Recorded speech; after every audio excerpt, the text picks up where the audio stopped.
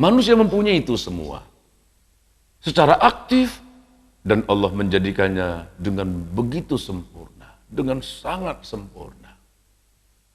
Berbeda dengan roh nabati atau tumbuh-tumbuhan yang hanya dapat tumbuh dan berkembang biak, tapi tak ada rasa, tak dapat bergerak dengan sendirinya.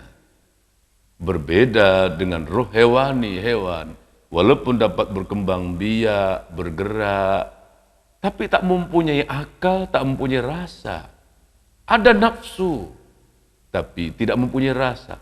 Insting saja yang ada pada hewan-hewan itu. Kalau misalnya ada hewan yang patuh kepada tuannya, bukan karena dia punya rasa, punya hati, ada akal, tidak. Karena instingnya, nalurinya. Manusia dilengkapi oleh Allah dengan jasmaninya dan juga dengan rohaninya. Apabila roh itu nanti dicabut, terlepas dari jasadnya, jiwa itu keluar dari raganya, maka ketika itu raga atau jasad tadi akan terbujurlah, tergeletaklah menjadi kaku, lunglai, dan kemudian busuk. Busuk menjadi bangkai. Roh ini karena dia bukan dari unsur ardi, tapi dari unsur samawi, dia akan tetap hidup dan selamanya hidup. Artinya, setelah roh tadi keluar dari jasad, ia tidak mati. Roh inilah, sebagaimana ketika roh masih melekat dalam jasad, ia yang memberikan rasa. Coba ketika sudah mati, jasad itu dicubit, dipukul, dipotong pun sudah tidak rasa lagi. Tidak ada perasaan apa-apa karena yang menjadikan rasa, yang menumbuhkan rasa sakit tadi, yaitu rohnya sudah dicabut. Maka yang akan menderita, yang akan senang adalah roh ini karena rohnya tetap hidup. Hanya berpindah tempat hidupnya saja. Ketika hidup bersama raganya atau jasadnya, roh bercantum, maka itulah yang disebut dengan hidup dunia. Ketika roh ini telah terlepas dari jasad dan roh masih tetap hidup, hidupnya roh ketika itu ialah hidup di alam lain. Alam apa itu nanti insya Allah saya akan terangkan satu persatu. Inilah roh, ini roh. Jadi, kapankah dikatakan mati? Bilakah seseorang itu mati? Jawabnya ialah ketika berpisahnya roh dari jasad itu. Dia proses saja, ya, tidak lama, sebentar saja. Hanya beberapa second, beberapa detik, tidak sampai 1 menit, tak sampai, sebentar saja. Terlepasnya roh dari jasad, berpisahnya jiwa dari raga, itulah mati. Itulah mati. Ketika tidur, Allah menahan roh seseorang. Menahan roh seseorang. Roh yang ditahan oleh Allah di sini bukan roh hayatnya, bukan. Tapi roh yang ditahan oleh Allah di sini adalah roh yaqdahnya. Roh yaqdah itu roh perasaan orang itu sendiri. Maka ketika tidur, raganya dan nyawanya masih satu, masih melekat dalam jasad seseorang, masih menempel pada tubuh seseorang. Yang keluar hanyalah roh yaqdahnya, perasaannya. Melayang-layanglah perasaan itu di alam mimpi. Mimpi bertemu ini, mimpi bertemu itu. Itu roh yaqdahnya. Ketika orang itu belum sampai kepada ajal, dilepaskan lagi roh tadi, dikembalikan ke jasadnya yang sedang tidur bersama roh hayatnya tadi. Roh yaqdahnya dikembalikan ke dalam jasadnya, jasad yang sedang tidur itu pun menjadi bangun dan sekaligus dia hidup kembali. Karena memang dia tidak mati, yang keluar hanya roh yaqdahnya saja. Sedangkan orang yang mati, kedua-duanya dan kesemuanya, ya, jiwanya, rohnya, termasuk roh yaqdahnya tadi, perasaannya dicabut habis. tidak ada lagi satu akar yang tinggal dalam jasad seseorang. Sebab itu mati memang sangat sakit karena tercabut semua urat-uratnya itu. Subhanallah. Dari yang mulai rohnya, hatinya, akalnya, nafsunya yang membuat dia bisa berpikir, bergerak, merasa, ya, berkembang biak, semua dicabut oleh Allah. Itulah dia mati. Allah mengumpamakan dalam ayat tadi 42 Az-Zumar, orang yang tidur itu adalah bagaikan orang yang mati juga. Karena tidur walaupun rohnya masih ada, jiwanya masih ada, tapi perasaannya melayang-layang. Orang yang bangun dari tidur seolah-olah sama seperti orang yang hidup kembali sesudah matinya. Patutlah, pantaslah Rasulullah SAW mengajarkan satu doa apabila kita bangun dari tidur, ya.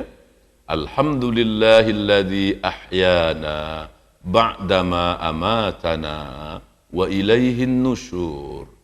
Segala puji bagi Allah, segala puji bagi Allah yang telah menghidupkan kami, yang telah menghidupkan aku setelah dia mematikan aku, setelah dia mematikan kami.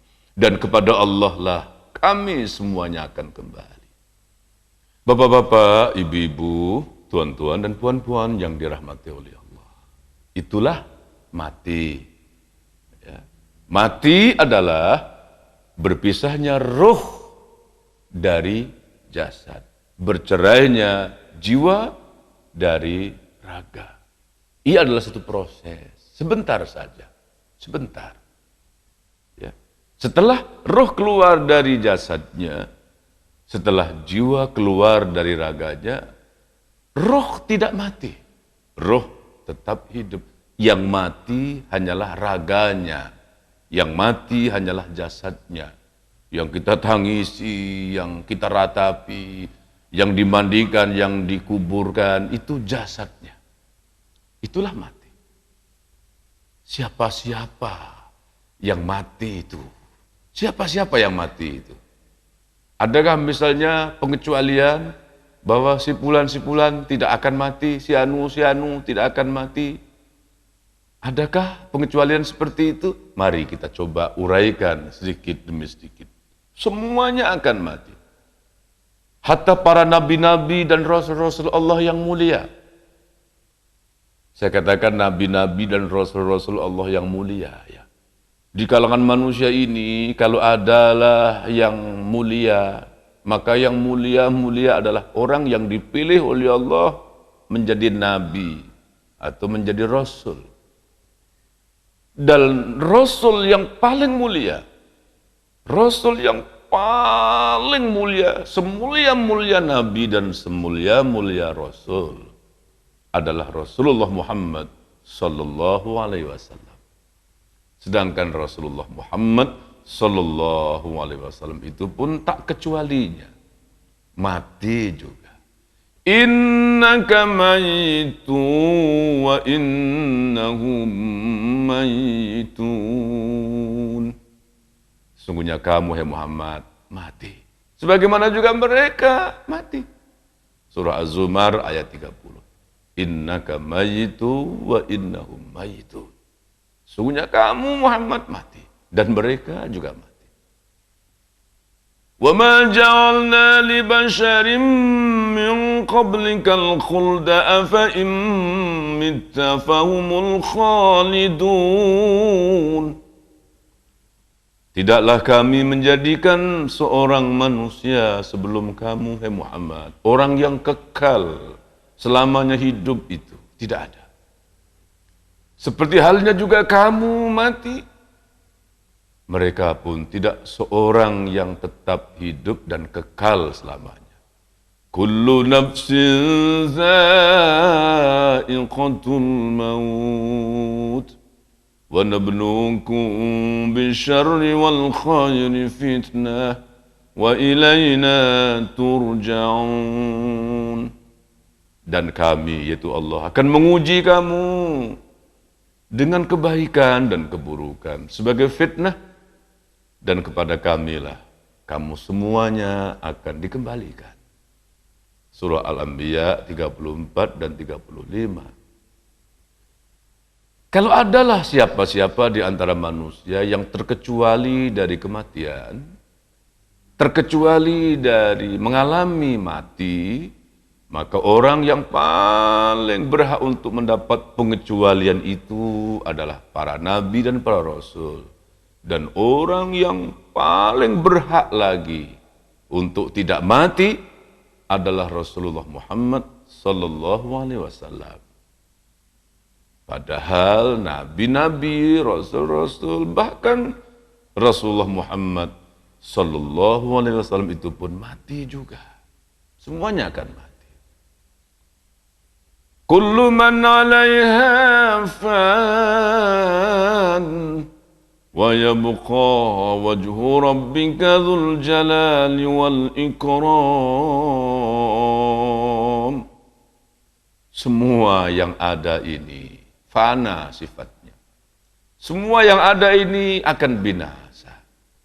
Dan yang kekal hanyalah Allah yang mempunyai kemuliaan. Kullu man 'alaiha fan. Semua yang ada ini fana. Wa yabqa wajhu rabbika dzul jalali wal ikram. Surah Ar-Rahman ayat 26 dan 27. Kullu nafsin dha'iqatul maut wa innama tuwaffawna ujurakum yawmal qiyamah.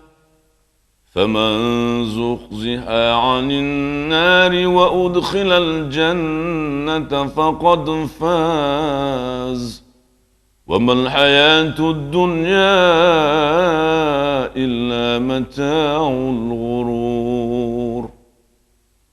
Tiap-tiap yang bernyawa pasti akan merasakan kematian. Dan Allah akan menyempurnakan balasan kamu pada hari kiamat. Maka siapa yang dilepaskan dari neraka dan dimasukkannya ke dalam surga, itu adalah satu kemenangan. Dan kehidupan dunia ini tidak lain hanyalah kesenangan yang memperdayakan. Orang-orang yang beriman kalau adalah mereka yang karena keimanannya, tinggi ketakwaannya, banyak amal soleh dan persediaan ibadahnya kepada Allah, dia dekat mengisi hari-harinya dengan segala aktivitas yang bermanfaat untuk dirinya dan orang lain. Dia beriman kepada Allah. Namun orang beriman tidak pula ada pengecualian. Orang beriman pun akan mati juga. Ya ibadiyalladzina amanu inna ardi wasi'atun fa iyaya fa'budun. Kullu nafsin dha'iqatul maut thumma ilayna turja'un. Hai hamba-hambaku yang beriman, sesungguhnya bumiku luas, kepadakulah kamu menyembah. Tiap-tiap yang bernyawa pasti akan mati. Dan kepadakulah kamu semuanya akan dikembalikan. Surah Al-Ankabut 56 dan 57. Orang yang beriman betapa tinggi keimanan mereka, betapa banyak amal soleh dan ketaatan mereka, tak pula dikecualikan oleh Allah dari kematian. Semuanya mati. Semuanya mati. Bagaimana pula dengan orang-orang kafir, dengan orang-orang yang menurhaka, yang kelihatannya hebat-hebat, ya, gagah-gagah. Allah mengatakan,